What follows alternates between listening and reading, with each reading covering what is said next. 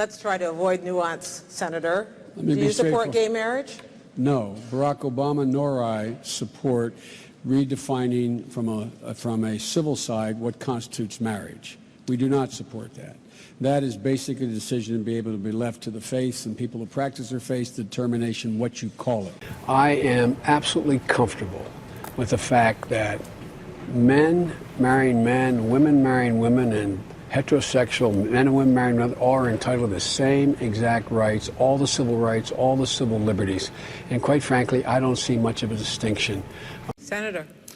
You've been very kind, suggesting my only Achilles heel is my lack of discipline. Others talk about it, my excessive passion. I'm not going to change. His passionate commitment to our cause of winning marriage nationwide has been, how can I say this, a big deal. Do you support gay marriage? No.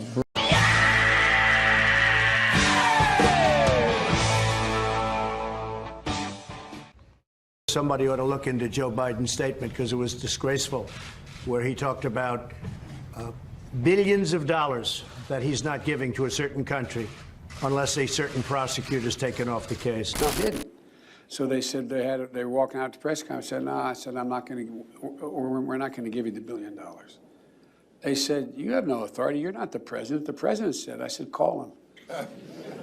I said, I'm telling you, you're not getting the $1 billion. I said, you're not getting the $1 billion. I'm going to be leaving here. And I think it was, 6 hours? I looked, I said, I'm leaving in 6 hours. If the prosecutor's not fired, you're not getting the money. Well, son of a bitch. Got fired. And they put in place someone who was solid. One single credible outlet has given any credibility to his assertion. Well, that prosecutor was actually looking into the company that his son, Hunter, was working for.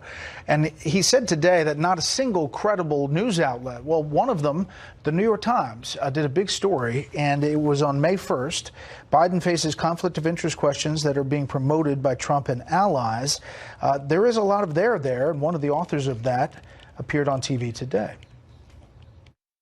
We wrote a story about it on May 1st, which is this situation involving Joe Biden's son's work for this Ukrainian oligarch-owned gas company, which is, I have to quibble with some of what your previous guest said, is a significant liability for Joe Biden. Like, there is a story here.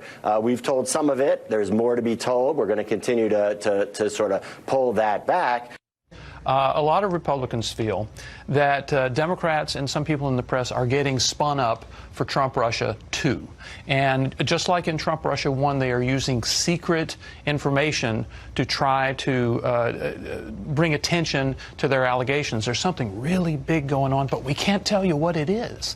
And so to avoid the torture of 2 years of Trump-Russia 1, we should find out this stuff really soon. Yeah, and the Capitol, the House Minority Leader said the DNI is coming up to testify next week. But what's interesting about this, if you want to call it Russia 2, is that at the bottom of this phone call is an actual story that deals with Joe Biden and his son that the New York Times has been kind of digging into for some time. Well, you had the New York Times reporting on this. You also had a big New Yorker expose on Hunter Biden and all of his use of his family's connections for personal financial gain. And that story came out and it kind of just went away. So there's a lot that is here. But I do think, it is.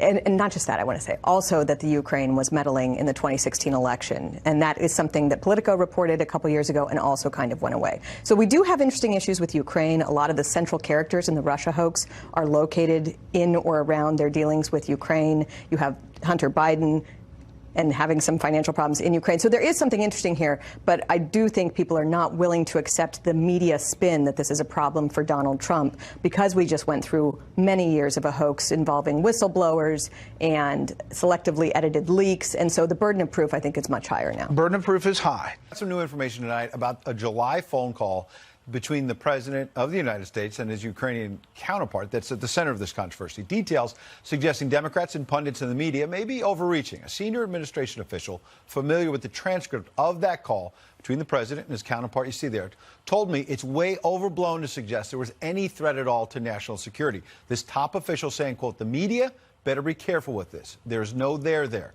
It's in the president's interest to put the transcript of the call out and show there was no quid pro quo. Here's the timeline. May 9th, New York Times reports Rudy Giuliani is traveling to Ukraine to push for a Biden probe. That trip called off. June 13th, ABC News interview comes out. President says he'd listen if a foreign government offered political dirt. Fast forward to July 25th. The president has that call with the Ukrainian president. August 12th, a whistleblower in the federal government files a complaint saying he or she heard something that might threaten national security. August 21st, the Times says Giuliani is pushing again to get Ukraine to investigate. August 28th, a report that the White House is slow-walking $250 million in aid to Ukraine. But we should point out that money was released and given to Ukraine on September 12th. So the president said today in the Oval Office, just like with the Justice Brett Kavanaugh story, the media in the end will look foolish. Watch. You've had a very bad week, and this will be better than all of them. This is another one. So keep playing it up, because you're going to look really bad when it falls. So here's the point. That Wall Street Journal scoop you mentioned, the Washington Post also has a report on this tonight.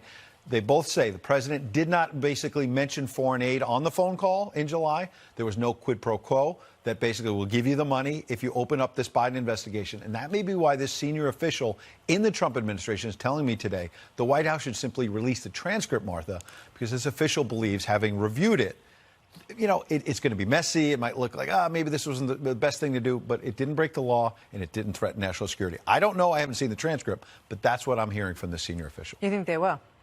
I think ultimately they're going to release it, is the way I'm hearing it. It's going to get out one way or the other. Ahead, because once Adam Schiff or other Democrats get their hands on it, they're likely to leak it, obviously. Bottom line is, you're hearing from Rudy Giuliani and others, the law wasn't broken here. But obviously there's a standard that you could do things that don't break the law that still could be quite messy. But the bottom line, if there's no quid pro quo here, this might be another case of the Democrats ginning something up for impeachment that turns out to be a whole lot of nothing. Okay. Thanks, Ed. Good to see you.